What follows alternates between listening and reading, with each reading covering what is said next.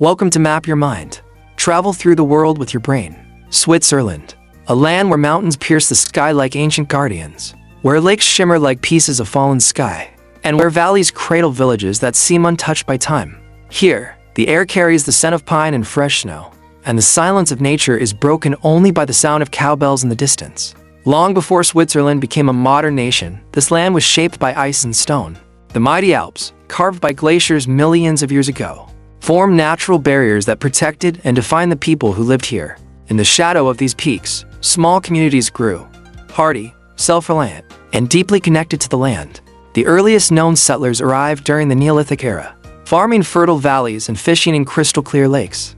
By the time the Iron Age dawned, Celtic tribes, most famously the Helvetii, called this place home. They were fierce warriors and skilled artisans, leaving behind traces of their language, beliefs, and craftsmanship. But the beauty of Switzerland also drew the attention of empires. In 58 BCE, the Roman Republic conquered the region, integrating it into their vast network of roads, trade, and culture. Roman towns rose, wine was cultivated, and Latin left its mark on the languages that would come to define the nation. When the Roman Empire fell, the region became a crossroads of migrating peoples and clashing kingdoms. The Alemanni settled in the north, influencing what would become the German-speaking cantons, while the west was shaped by Burgundian and Frankish rule, planting the seeds of Switzerland's linguistic diversity.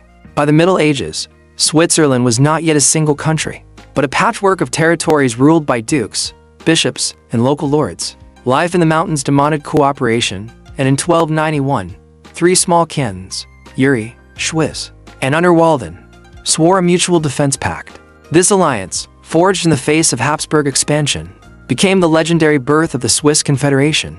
The Swiss were not easily conquered. Their armies, made up of disciplined pikemen, gained a fearsome reputation across Europe. Swiss mercenaries became the elite soldiers of the Renaissance, serving kings and popes, a tradition still seen today, in the colorful uniforms of the Vatican's Swiss Guard. As centuries passed, the Confederation grew, adding new cantons and strengthening its independence. Switzerland stood at the heart of Europe, yet increasingly chose neutrality in foreign wars. This decision was born partly from geography, surrounded by powerful neighbors, and partly from pragmatism, recognizing that survival depended on avoiding entanglement in their endless conflicts. The Reformation of the 16th century brought spiritual and political division. Leaders like Ulrich Zwingli and John Calvin turned Swiss cities into centers of Protestant thought, while other regions remained Catholic. Instead of collapsing into chaos, Switzerland learned to live with its differences, planting the seeds of the tolerance it is known for today. In 1798, the French Revolution swept across Europe, and Napoleon's armies occupied Switzerland, creating the short-lived Helvetic Republic.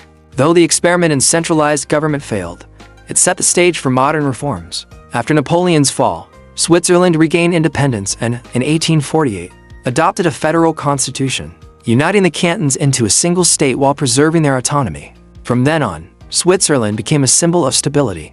It stayed neutral during both world wars, serving as a hub for diplomacy, humanitarian aid, and the headquarters of the Red Cross. Its neutrality was not passive. Switzerland fortified its borders, trained its citizens in defense, and balanced diplomacy with readiness. Today, Switzerland is a nation of contrast.